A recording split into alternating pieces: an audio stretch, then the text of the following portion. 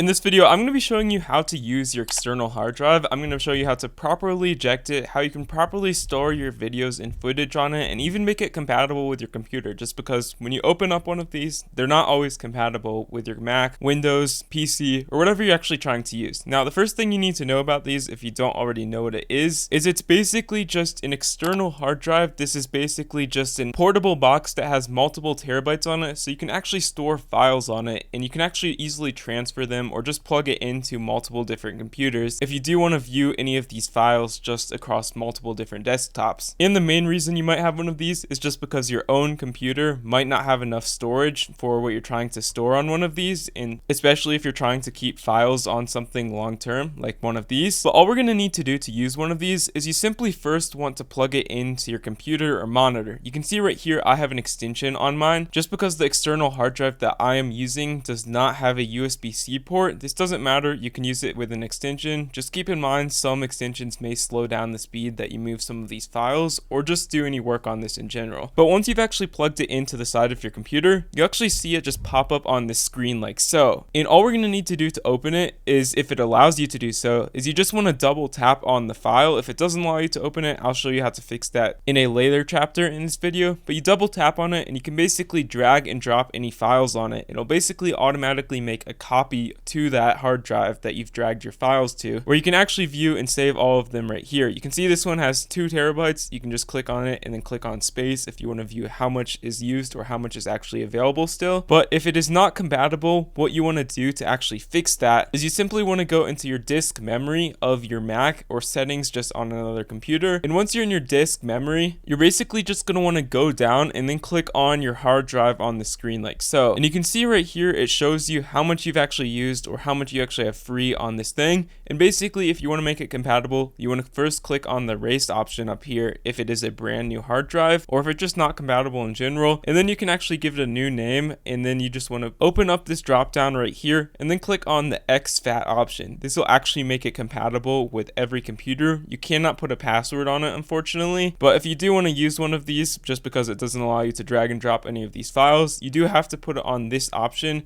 and then click on the erase option, and that will allow you to do it. Now in this case, I have already erased mine, so mine is already compatible with my computer and all the computers that I'm using, so I'm good to go on that. But once you've done that, you should be good to go, and it should allow you to simply open the hard drive and view and drag and drop files onto it on your computer. Now if you wish to delete files on it, all you're going to need to do is you simply open up your hard drive and then you can just simply delete them. You can right click on them or you can just hold Control Delete to delete any of the files that you wish to. And if you want to properly eject it, this is how you properly eject it, which is really important when it comes to not corrupting any of these files that you may have on your hard drive, is instead of just unplugging it straight from your computer, this is something you absolutely shouldn't do just because files can get corrupted or just fall apart. It has happened before, so I recommend not doing that. What you're going to want to do is you just want to right click on the hard drive just on your computer, and then you want to click on the eject option. And once you click on the eject option, you have the safe ability to just unplug it straight from your computer, and that's how you properly eject it. It's okay if you unplug it if you're in a rush or something, but it's better just to have the practice of right clicking on it and clicking eject. If you found this video helpful, please consider leaving a like on it down below and subscribing to the channel if you're new. Thank you so much for watching.